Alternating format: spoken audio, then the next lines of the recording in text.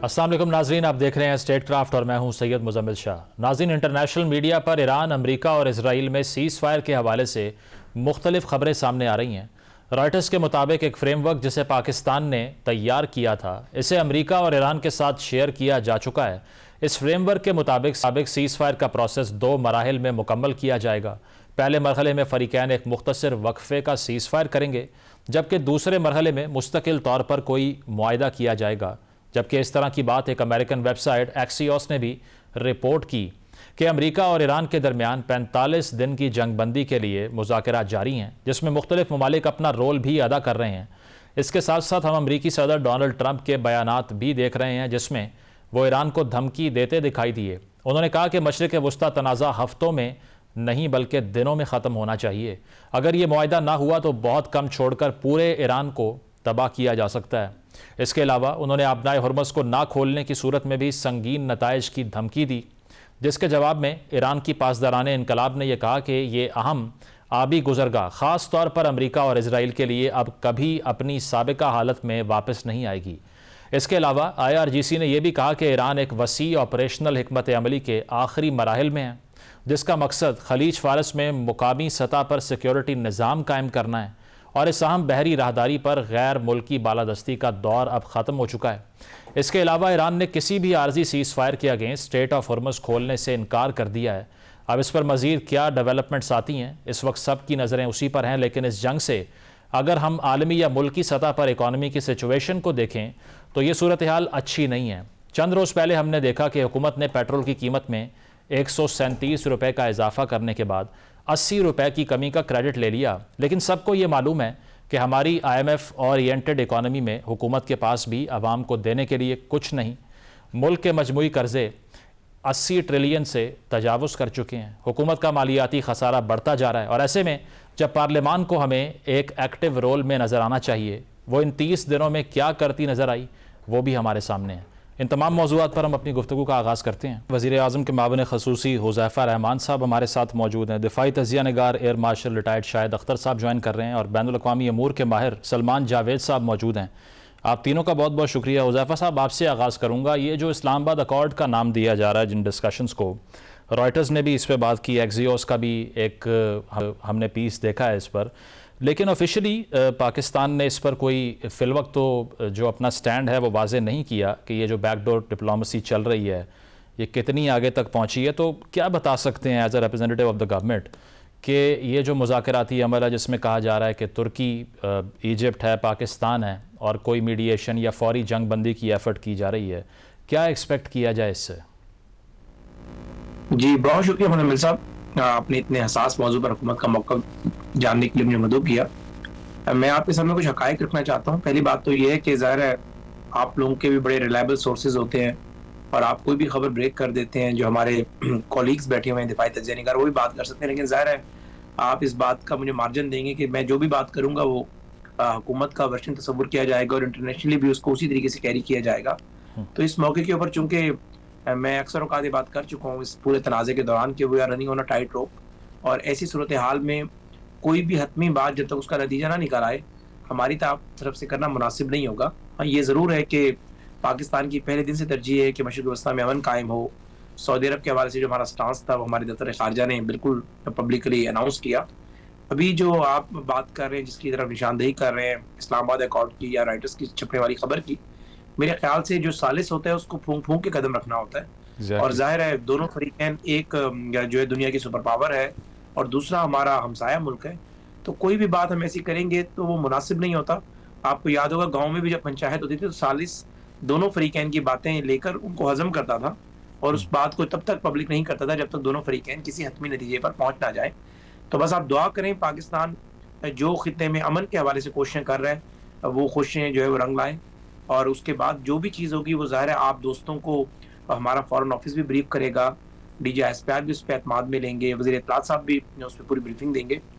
लेकिन चूंकि अभी चीज़ें मैच्योर नहीं हुई और कोई कंक्रीट हल नहीं निकला और हतमी फैसले पर हम नहीं पहुंचे, तो जब तक वो चीज़ें नहीं आती तो मेरे ख्याल से उस पर पब्लिकली इस तरीके से मैं अगर कोई कमेंट करूंगा तो आप भी नहीं चाहेंगे कि मेरे कमेंट करने का पाकिस्तान को कोई नुकसान हो या पाकिस्तान की फॉरेन पॉलिसी को नुकसान हो, या इवन के जो खित्ते में अमन कायम करने के हवाले से एफर्ट कर रहे हैं उसको कहीं ना कहीं वो डेंट पहुंचे। नहीं, बट ये जरूर मैं ऑब्वियसली इसमें दो राय नहीं है, लेकिन जिसमें लोग इंटरेस्टेड हैं जिस चीज़ पर, वो ये है कि अगर लेट्स से ये जंग लंबी चलती है, गॉड फॉरबिड, वैसे तो ये कोई भी किसी के भी हक में नहीं जाएगा, बेशक वो अमेरिका हो, ईरान हो, गल्फ़ हो, पाकिस्तान हो, तो हुकूमत ने जो रिसेंटली इकदाम भी किए जिसकी वजह से कहा जा रहा है इन्फ्लेशन आ जाएगी, पेट्रोल के ऊपर 137 रुपीज़ आपने बढ़ाए, 80 रुपये वापस लिए, रिज़र्व्स में हमारे पास या प्रेपरेशन में what can we say about it कि जंग अगर लंबी चलती है तो गवर्नमेंट के पास प्लान भी है मैनेज करने के लिए जो बहुत बड़ा इन्फ्लेशन क्राइसिस, सुपर इन्फ्लेशन का दुनिया भर में आ रहा है, नॉट जस्ट पाकिस्तान?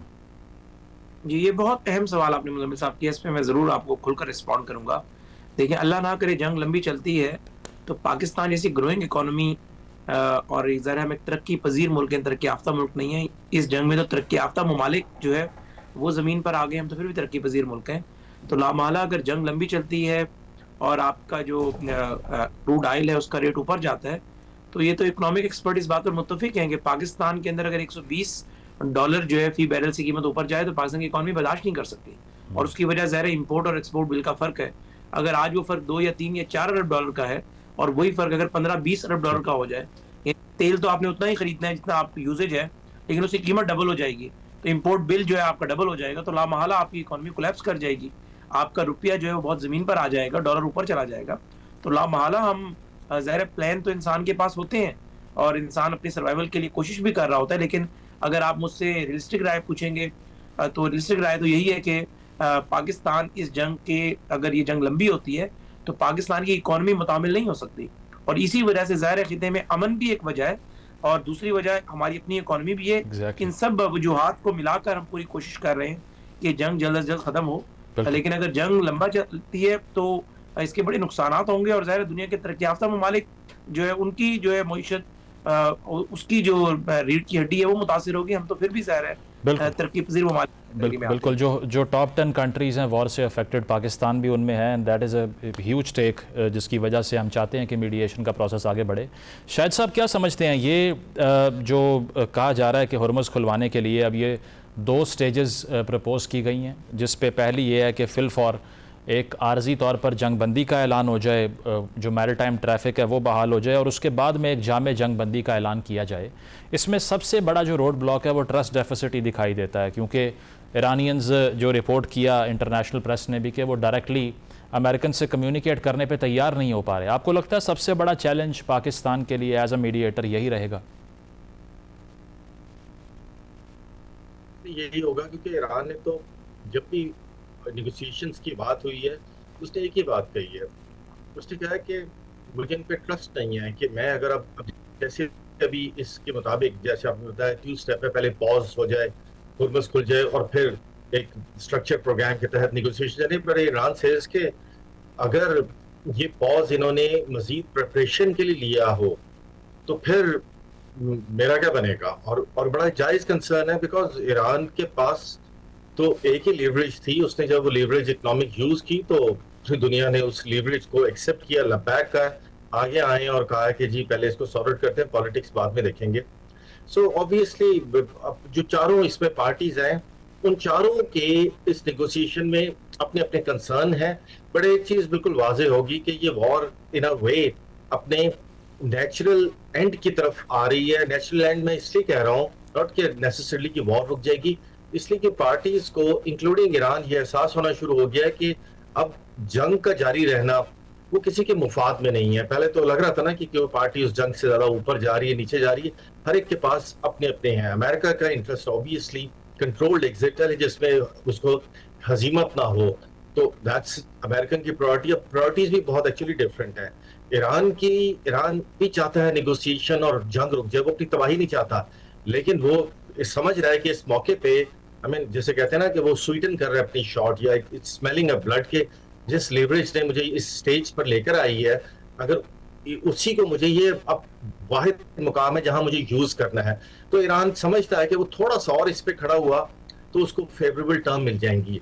गल्फ के लिए भी बड़ी ये इंपॉर्टेंट है क्योंकि वो एक न्यूट्रल ऑब्जर्वर नहीं है, इफेक्ट हुए हैं, उनके रियल कंसर्न्स हैं, बट बदकिस्मती ये है कि उनके कंसर्न्स जो हैं वो ईरानियन के जो ऑब्जेक्टिव्स हैं उनके साथ कोलाइड करती हैं। मतलब वो सिर्फ इस जंग को बंद होता नहीं देखना चाह रहे, वो चाह रहे हैं कि जंग बंद हो उनकी ऐसी टर्म्स में जिसमें ईरान की फिर एज ए डोमिनेंट पावर जो है वो इस खत्ते में ना हो, जो कि एग्जैक्टली ऑपोजिट है जो ईरान चाह रहा है। लेकिन जो इसमें रुकावट डाल रहा है, जिसको ये बिल्कुल सूट नहीं कर रहा, वो ऑब्वियसली इसराइल है। बिकॉज इसराइल तो चाहता था कि ईरान की मिसाइल, ड्रोन और न्यूक्लियर कैपेबिलिटीज वो सब तक तबाह हो जाए।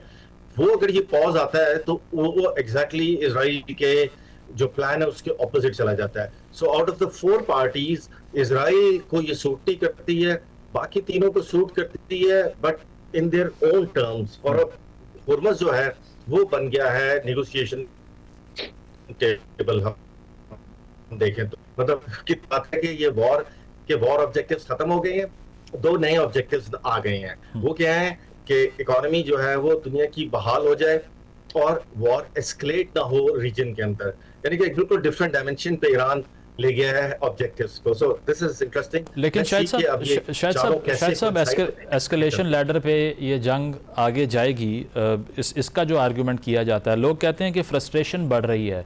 डोनाल्ड ट्रंप का जो ट्रूथ सोशल पे आज से 1 रोज़ पहले स्टेटमेंट आया, उन्होंने अब्यूसिव लैंग्वेज का भी इस्तेमाल कर दिया, और जिस तरह की उसमें लैंग्वेज का इस्तेमाल हुआ, फिर इसके अलावा अमेरिकी फ़ौज के जो चीफ़ ऑफ स्टाफ हैं उनको सैक कर देना in the midst of a war. तो आपको लगता है कि दे आर डीपली फ्रस्ट्रेटेड कि ये जो हमने फ्रंट खोल दिया ये हमसे अब मैनेज नहीं हो रहा? तो फ्रस्ट्रेशन जब बढ़ती है फिर तो इंसान मज़ीद इर्रेशनल होता है, मज़ीद गलत फैसले करता है।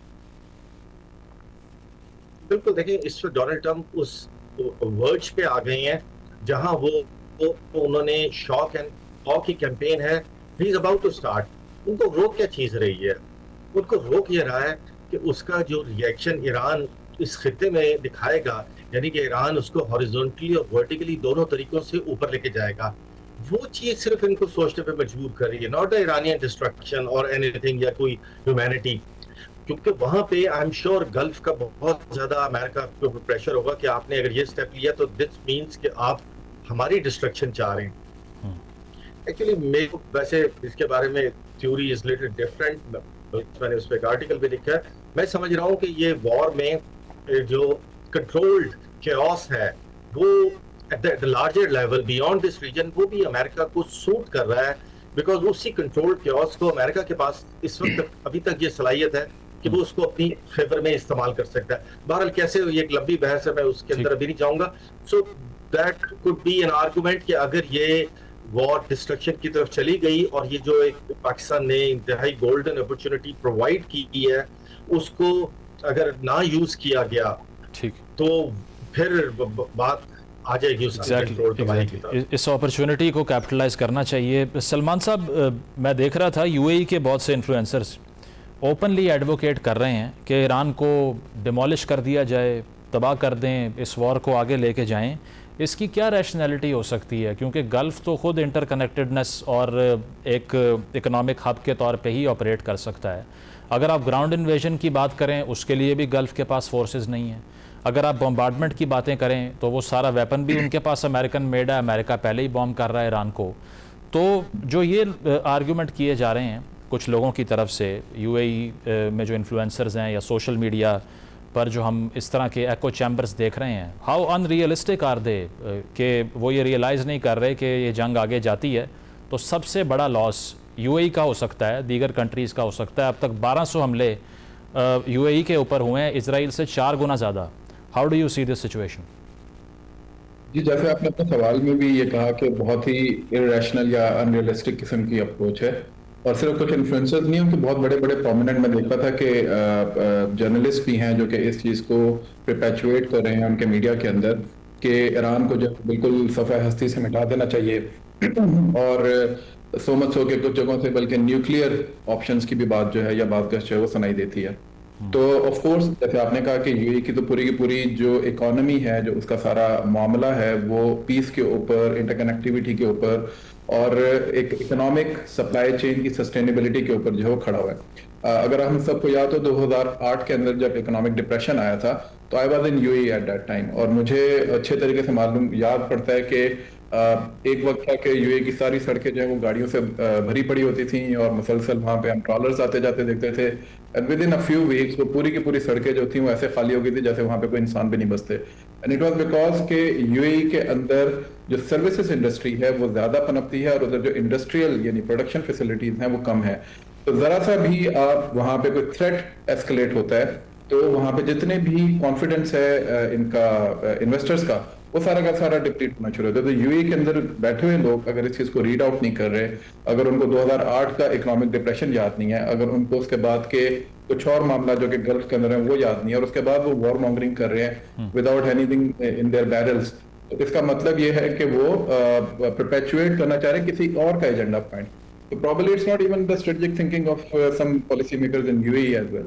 ये प्रॉब्ली वही जैसा एविम साहब ने भी बात की है कि ये शायद कोई ज़ायनिस्ट एजेंडा जो है उसके जो पॉइंट्स हैं जिसको इस पूरी जंग के बंद होने से, इसके डीएस्केलेट होने से जिसको फायदा नहीं है, वो शायद इसको परपेचुएट करवाना चाहता है ताकि लोग इन्फ्लुएंस होकर इसको उस साइड के ऊपर लेके जाएं जिसके अंदर ये वॉर मुसलसल चलते रहे। आप देखें अगर ये वॉर चलती रहती है तो ईरानियंस ने तो ऑलरेडी एक अपना लेवरेज इस्तेमाल करके, जैसा अभी बात भी हो रही थी कि उन्होंने पूरी दुनिया को इस बात पे मजबूर कर दिया है कि वो अपने ऑब्जेक्टिव्स जो हैं वॉर के उसको चेंज करें, पहली बात। दूसरी चीज ये कि आप उनके ऊपर अटैक करेंगे तो वो रिटेलिएटरी अटैक करेंगे, और हॉरिजॉन्टल एक्सपेंशन वो ऑलरेडी कर चुके हैं। 83%, जैसे आपने भी बात की, 83% अटैक उन्होंने अरब वर्ल्ड के अंदर किया और 17% सिर्फ इजराइल के अंदर गए हैं। तो इससे जाहिर होता है कि वो जो केओस है वो वेस्ट एशिया और फिर उसके बाद बाकी जो मीना रीजन है वो उसके अंदर मुसलसल आग और खून के खेल के अंदर चला जाएगा, परपेचुअल कॉन्फ्लिक्ट के अंदर। उसका सबसे बड़ा जो बेनिफिशियरी होगा वो वहां पे इजराइल है। लेकिन सलमान साहब ये पोजीशन लेना तो लूज लूज गेम होगा यूएई के लिए भी। फॉर इंस्टेंस अगर हम ये हाइपोथेटिकली मान लें कि ये मुआहदा हो जाता है, रिट्रीट कर जाती हैं अमेरिकन फोर्सेस, तो Iran is going to remember what UAE has done to itself. Future में फिर क्या होगा? जी बिल्कुल, इसमें बात यह है कि जो नेगोशिएशन टेबल की बात हो रही है, जो टेबल पे आके बैठने की बात हो रही है, उसमें यही बात होती है कि आप लूज लूज से इसको विन विन आर्ग्यूमेंट की तरफ लेकर जिसमें तमाम जो स्टेक होल्डर्स हैं वो उससे बेनिफिट।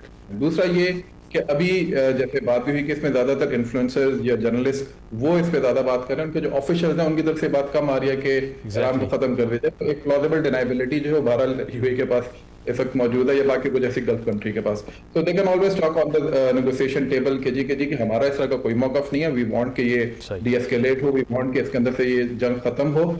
लेकिन साथ ही साथ इस तरह के जितने भी लोग हैं जो कि शायद ज़ायनिस्ट एजेंडा पॉइंट्स को आगे पुश फॉरवर्ड कर रहे हैं, उनको लगाम डालने की बहरहाल जिम्मेदारी यूएई और उनके अथॉरिटी। एग्जैक्टली, जो ओपिनियन लीडर्स कर रहे हैं, that is a dangerous game जो आप बता रहे हैं। प्रोग्राम में एक ब्रेक शामिल करते हैं, ब्रेक के बाद वापस आएंगे। Stay with us.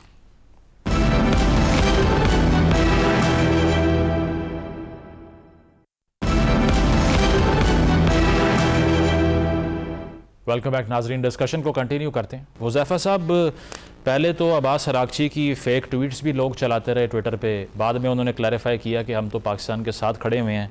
अब एक और मसला आपके लिए पैदा हो गया और वो ये है कि चहमगोइयाँ की जा रही हैं कि $2 अरब जो हंगामी बुनियादों पर आपने इकट्ठा करके ऑल्टरनेटिव ज़राए से वापस किया है यूएई को, पहले तो वो आया कहाँ से, और दूसरा ये कि ये रूटीन की फाइनेंशियल ट्रांजैक्शन है या नहीं है, इसको भी क्लैरिफाई कर दें।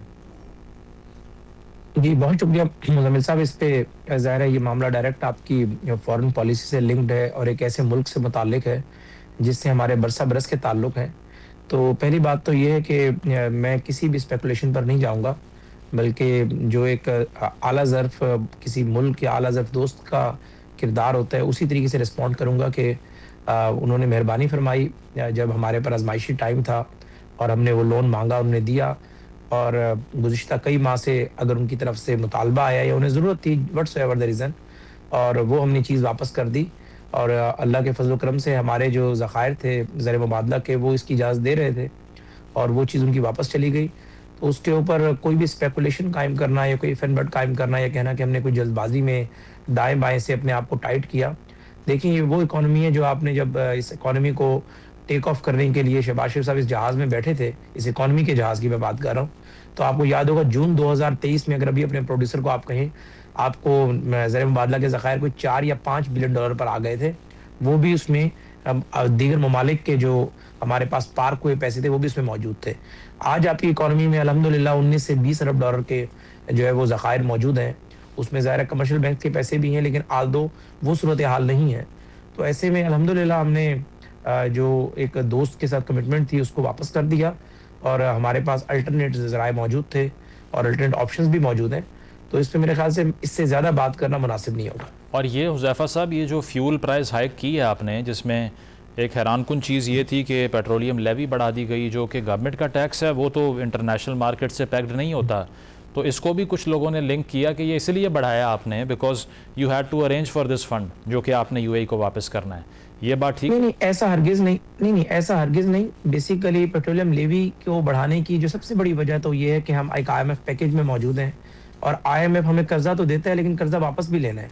और ज़ाहिर है जब आपके मुल्क के अंदर टैक्सेशन कलेक्शन का सबसे इफेक्टिव वे पेट्रोलियम मसनूआत हों, और ये पूरी दुनिया में है जहाँ थर्ड वर्ल्ड कंट्रीज़ हैं, चाहे आप इंडिया की इवन की बात कर लें, हमसे कई गुना बड़ी इकॉनमी है, लेकिन वहाँ पर भी पेट्रोलियम मसनूआत पर ईजीली टैक्स कलेक्शन हो जाती है। श्रीलंका की बात कर लें, बांग्लादेश की बात कर लें, तो ज़ाहिर है उस चीज़ को मद्देनज़र रखते हुए हमने वो लेवी बढ़ाई थी।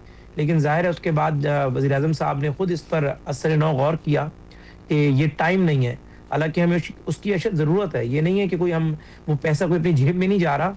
अगर 50-60 रुपए या 80 रुपए लेवी जो है उसकी कॉस्ट जो उसकी पॉलिटिकल कॉस्ट है वो तो PMLN बर्दाश्त कर रही है, मियां शहबाज शरीफ साहब ने बर्दाश्त करनी है।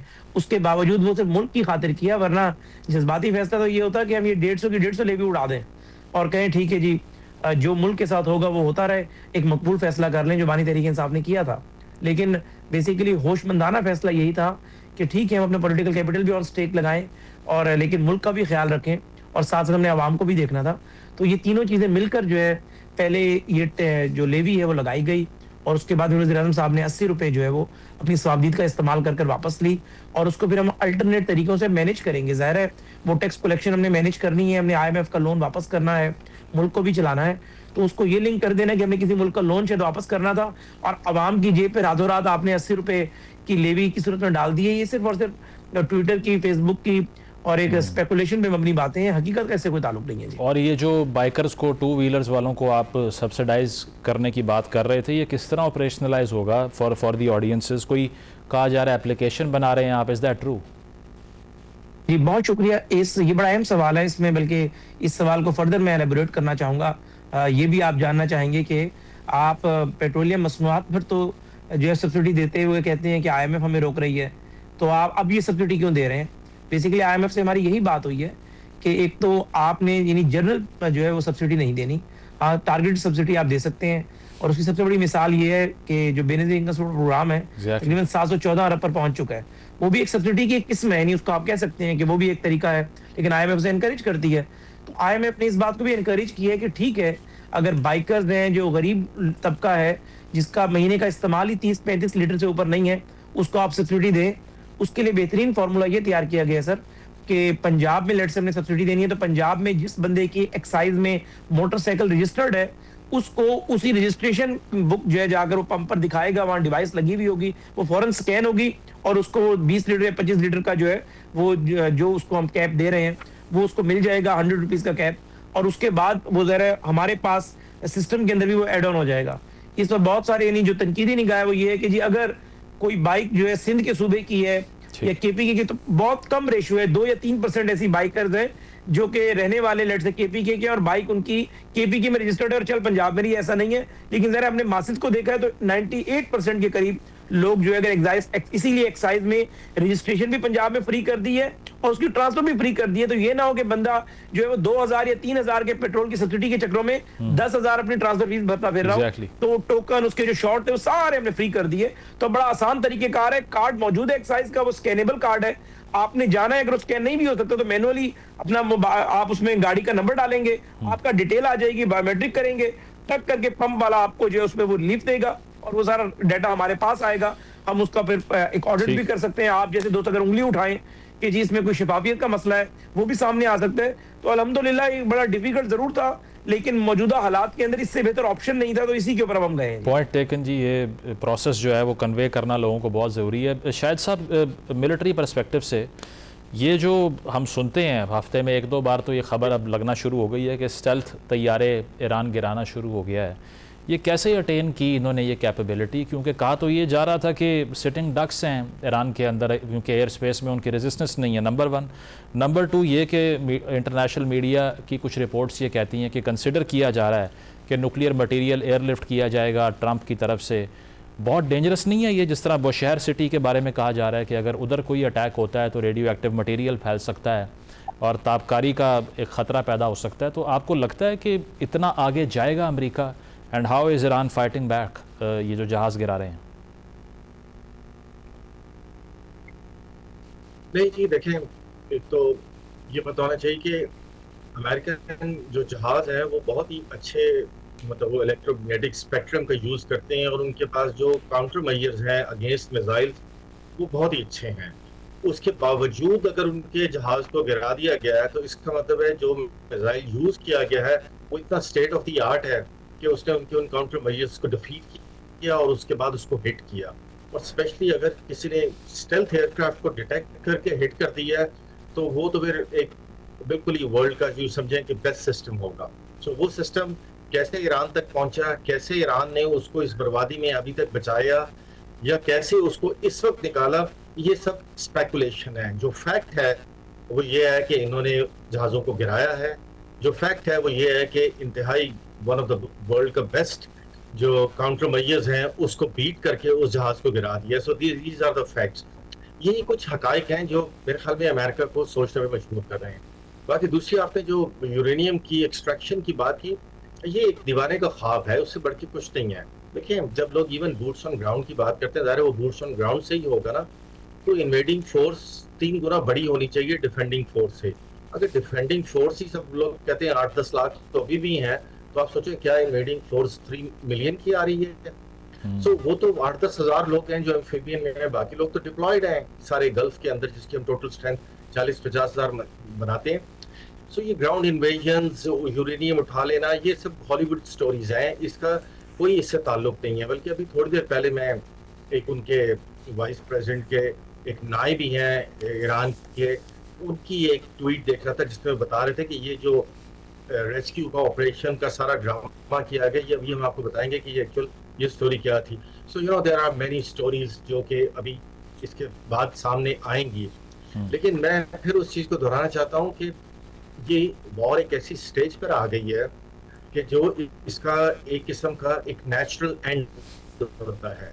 whether it stops or not, that's a different thing. Natural end in a sense कि अब सबको नजर आ रहा है कि जो इसके बाद जिस लाइन पे जाएगी वो एक्चुअली किसी भी साइड को बेनिफिट नहीं कर रहा। सो ये बड़ा एक कल्मिनेटिंग पॉइंट, बड़ा स्ट्रेटेजिक मोमेंट है। बस मुझे ये डर ये है कि जब नेगोशिएशंस चलेंगी तो अपने ही लोग, अपने ही रीजनल कंट्रीज जो है इसको कॉम्प्लिकेटेड ना बना दें because of their own security concerns या की जो एक इनहेरिट इनसिक्योरिटीज है। पर क्योंकि इजराइल ने तो उसके अंदर करना ही है, रखना डालना ही डालना है, लेकिन बाकी पार्टीज जो है वो तो इसको एटलीस्ट फॉरवर्ड लेके जाएं। और ट्रंप का जो डोमेस्टिक प्रेशर जो वो फेस कर रहे हैं वो एक फैक्टर बन सकता है सारी नेगोशिएशंस में, या आपको लगता है कि he doesn't care about it because it is his last term? नहीं जी, मैं एक ही थॉट प्रोसेस रहा है कि जब हम बात करते हैं ना, American public, media, think tanks, analyst, they are all against this. इससे आज तक कोई फर्क नहीं पड़ा हिस्ट्री में। गाजा में जॉन मैशफायर कहता रहा कि हार गया इजराइल, जीत गई हिजबुल्लाह, अब ये होने वाला है। It doesn't happen. वो उनकी ख्वाहिश होती है।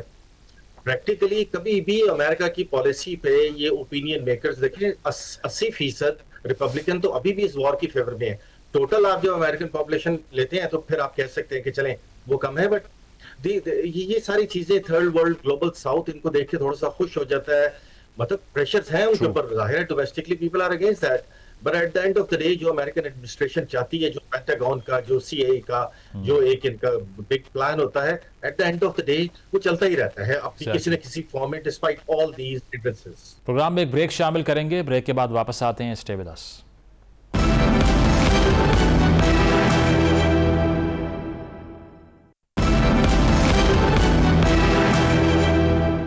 वेलकम बैक नाजरीन। पैनल हमारे साथ मौजूद है, डिस्कशन को कंटिन्यू करते हैं। जो बात हम कर रहे हैं सलमान साहब, ईरान की तरफ से ये कहा जाना कि अगर अमेरिका ग्राउंड इन्वेजन जैसी गलती करेगा तो एक ही वार से सब मफलूज कर देंगे, इशारा उनका बाबुल मंदब की तरफ है, सुएज़ कनाल वाला जो रास्ता है जिसमें एशिया और यूरोप कनेक्ट होता है ट्रेड वाइज। अगर चीज़ें वहाँ तक जाती हैं तो ग्लोबल इकॉनमी तो बिल्कुल चोक होल्ड के ऊपर आ जाएगी। नेगोशिएशन से आपको लगता है कि कुछ ईज़ अप हो सकती हैं या चीज़ें, या ईरान एक परमानेंट वॉर की स्टेट में जा चुका है, they have made up their mind कि अब बातचीत का फायदा नहीं? मेरा नहीं ख्याल कि परमानेंट स्टेट ऑफ वॉर के अंदर खुद ईरान बहुत प्रैग्मेटिक एक सोच रखते हैं ईरानियंस, और उनके बारे में बल्कि ये मशहूर है कि उनकी जो एक एंशिएंट विजडम है, पर्शियन एंशिएंट विजडम, उनको गाइड करती है बहुत सारे मामलात के अंदर। सो आई डोंट थिंक सो कि वो किसी ऐसी विशेष साइकिल के अंदर जाना चाहेंगे जहां पर उनके लिए भी वापस आना जो है मुश्किल हो जाए। लेकिन इसमें कोई शक नहीं है कि अगर अमेरिकन जो हैं वो इस चीज को एस्केलेट करते हैं और इजरायली जो है इसको एक अनकंट्रोल्ड एस्केलेशन की तरफ लेके जाते हैं, तो डेफिनेटली फिर ईरानियंस को भी रिस्पॉन्ड करना पड़ेगा। वो ऐसे चोक पॉइंट्स के ऊपर वो भी हिट करेंगे जहां पर से बाकी दुनिया जो है उसको भी फिर एक दफा हुर्मुज का तो हमने देख लिया ना कि उसके क्या इम्पैक्ट्स और इफेक्ट्स आ रहे हैं। इसी तरीके से बाकी जगह के ऊपर भी फिर जो सप्लाई चेन होगी मुतासर होंगी, तो पूरी दुनिया फिर उसके ऊपर बिल बिलाती हुई दोबारा नेगोशिएशन टेबल के ऊपर आने की बात करेगी। लेकिन शायद उस वक्त तक अल्लाह ना करे बहुत ज्यादा शायद देर हो चुकी हो। दूसरा ये कि अगर अभी मैप देखें आप, तो अफ्रीका और मिडिल ईस्ट, इनका अगर आप मैप देखें तो अफ्रीका के अंदर इसका जो अलकायदा का सारा सेटअप है, नॉन स्टेट एक्टर्स का जो सारा सेटअप है, फिर हुथीस का हमें पता है, उसके अलावा मिडिल ईस्ट के अंदर एक पूरा नॉन स्टेट एक्टर्स का सेटअप है। अगर ये एस्केलेट होता है और एग्जॉस्ट होते हैं सारे मिडिल ईस्टर्न कंट्रीज और ईरानियंस भी इसी एस्केलेशन की तरफ जाते हैं, तो वी कैन वेल इमेजिन कि ये जो नॉन स्टेट एक्टर्स हैं ये इस वॉर से कितना बेनिफिट लेंगे, इनको हॉस्टाइल एजेंसीज जैसे कि इजराइल की एजेंसीज हैं वो कैसे इस्तेमाल करेंगी, और पूरे इस रीजन को ना सिर्फ ये कि जैसे हम पहले कहते कि एस्केलेशन और डी एस्केलेशन की तो बात पीछे रह जाएगी, फिर सिर्फ आग और खून का खेल होगा, और उसके फिर स्पिल ओवर इफेक्ट्स होंगे दूसरे रीजन्स की तरफ, जिसके अंदर फिर हमारा साउथ एशिया जो है वो सबसे ज्यादा इंपैक्ट होगा क्योंकि हम उनसे जुड़े हुए हैं। तो इस वजह से अगर हम ज्योग्राफी को भी सामने रखें, इसकी प्रॉक्सिमिटी को भी सामने रखें, तो आई डोंट थिंक सो कि ईरानियंस जो हैं वो ये चाहेंगे कि इसको एक अनकंट्रोल्ड एस्केलेशन की तरफ लेके जाए। वो चाहेंगे कि एक विन विन सिचुएशन की तरफ जाए, लेकिन जाहिर है जैसे एवीएम साहब ने भी पहले बात की कि वो किसी एक जैसे कहते हैं स्टेट ऑफ स्ट्रेंथ के साथ अपनी बात को मनवाना चाहते हैं। और ऑफ कोर्स दूसरी तरफ से जीसीसी कंट्रीज भी चाहते हैं कि किसी तरीके से ईरानियन जो एक डिजाइन है, ईरानियन जो एक उनकी मिलिट्री स्ट्रेटजी है, उसको पावर ना मिले, वो एम्पावर्ड होकर इस जंग से ना निकले। तो इस सूरत में बहरहाल पाकिस्तान का, जैसे अभी थोड़ी देर पहले आप बात भी कर रहे थे हमारे एक कुलीग से, तो पाकिस्तान का जो किरदार है उसमें बहुत ज्यादा अहमियत का हामिल हो जाता है कि दोनों को इस बात पे आमादा करना, इन दोनों पार्टियों को बिलखुसूस, कि वो नेगोशिएशन टेबल पे आके इसको किसी ऐसे मामले की तरफ लेके जाए जहां पर से दोनों पार्टीज अपने लिए कुछ ना कुछ गेन करके निकल जाए। पीछे रह जाता है अमेरिकन, ऑफ कोर्स जैसे एवीएम साहब ने कहा कि वो चाहेंगे कि वो इस फेस के साथ ना जाए कि उसको हजीमत हुई है, वो एक अच्छे तरीके से स्ट्रेटेजिक रिट्रीट उनको मिल जाए, गोल्डन ब्रिज जिसको हम कहते हैं अपनी जुबान में, कि वो गोल्डन ब्रिज उनको तैयार करके देना पड़ेगा मीडिएटर्स को। और इजराइल ऑफ कोर्स इसके अंदर उनके लिए सिर्फ एक लूज लूज वाली बात ही आएगी, और शायद उधर आके वो रैशनैलिटी कोई दिखाने की कोशिश करें जिसको फिर कंटेन करना तमाम स्टेक होल्डर्स की जिम्मेदारी बन जाएगी। Exactly, fair enough. इस पे बिल्कुल हुज़ैफा साहब, last take from you. Afghanistan से भी मुज़ाकराती अमल आगे बढ़ा, डार साहब गए चाइना, वहाँ पर गुफ्तगू हुई, बातचीत हुई, तो जितना प्रेशर है पाकिस्तान की जो सिक्योरिटी इंफ्रास्ट्रक्चर है उसके ऊपर भी, मईशत का भी आप पहले बता चुके हैं, कहा जा रहा है कि डिप्लोमेटिकली भी हम बहुत high risk high reward game खेल रहे हैं।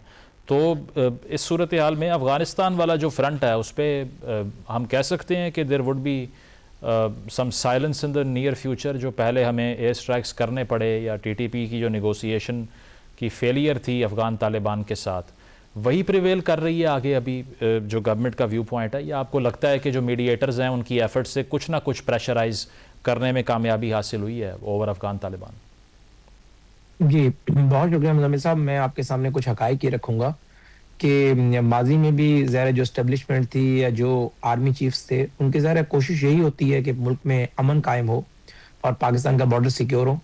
लेकिन मैं समझता हूँ कि वो कामयाबी किसी जो है आर्मी चीफ को या किसी DGISA को नहीं मिल सकी जो मौजूदा एस्टेब्लिशमेंट के हिस्से में आई है।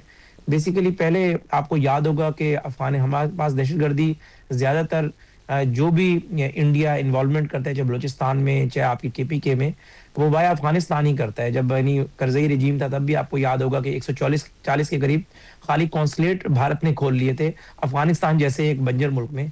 मकसद सिर्फ यही था कि पाकिस्तान के अंदर कुलभूषण यादव का भी आपको पता है कि वो सारा ऑपरेट कर रहा था वाया अफगानिस्तान ही, और बलूचिस्तान में जो कुछ कर रहा था। तो बेसिकली ये पहली दफा हुआ कि हम हमेशा क्या करते थे, हम कहते थे कि हमने रेफ्यूजीज निकालने हैं, कोई अफगान तालिबान की तरफ से कोई बात नहीं आती थी, या अफगानिस्तान की बहसत कौम की बात कर लें या गवर्नमेंट की बात कर लें। हम अगर कहते थे कि नहीं, हमने जो है यहाँ पर जो है उनके लिए जो उनके लोग यहाँ बिजनेस वगैरह कर रहे हैं उन पर थोड़ा सा हमने टाइट करना है, बॉर्डर बंद करना है, कोई टस से मस नहीं होती थी। ये फर्स्ट टाइम हुआ है कि आपके एस्टेब्लिशमेंट ने उनको बकायदा उनकी जो है नब्ज पर हाथ रखा और उनको इंसान का बच्चा भी बनाया। अब वो चाहे हमारे सारे बहुत दोस्ताना ताल्लुकात हैं, चाहे टर्की है चाहे चाइना है, सबसे रजू कर रहा है, यानी अफगानिस्तान की हुकूमत रजू कर रही है कि हमारी जान छुड़ा दें या हमें माफी दिलवा दें या मसले का हल निकलवा दें। तो अल्हम्दुलिल्लाह ये बड़ा अहम है कि हम इस सारे सिनेरियो में इन 2-3 महीनों की इस जो हमने टारगेटेड कार्रवाइयां की, ये पता चल गया है कि इनकी दुखती रग क्या है, और आइंदा अगर इन्होंने हमारे साथ ये दहशतगर्दी की या बदमाशी करने की कोशिश की तो हमने इनकी दुम पर पांव कैसे रखना है। ये जो कामयाबी और ये जो इनकी कमजोरी हमारे हाथ जो लगने का सहरा है वो मौजूदा एस्टेब्लिशमेंट को जाता है, और मेरे ख्याल से सूरत हाल बेहतर होगी। और पाकिस्तान में आप ये देखें ना कि 2 महीने से कार्रवाइयां शुरू हुई हैं, कोई बड़ी दहशतगर्दाना कार्रवाई नहीं हुई, अल्लाह करे ना हो, इन्हीं हम एक तवक्को और उम्मीद रख सकते हैं। लेकिन जाहिर है ये उसी के सम्राट हैं जो आज आप पुरअमन हालात में बैठे हुए हैं। ठीक है, जो क्लैरिटी चाहिए थी अफगान तालिबान पर, वो पहली दफ़ा एज अ कंसेंसस दिखाई दे रही है कि ऑल तालिबान और बैड तालिबान। बहुत शुक्रिया उज़ैफ़ा रहमान साहब, शाहिद अख्तर साहब, सलमान जावेद साहब मौजूद थे। ब्रेक लेंगे, ब्रेक के बाद वापस आते हैं। Stay with us.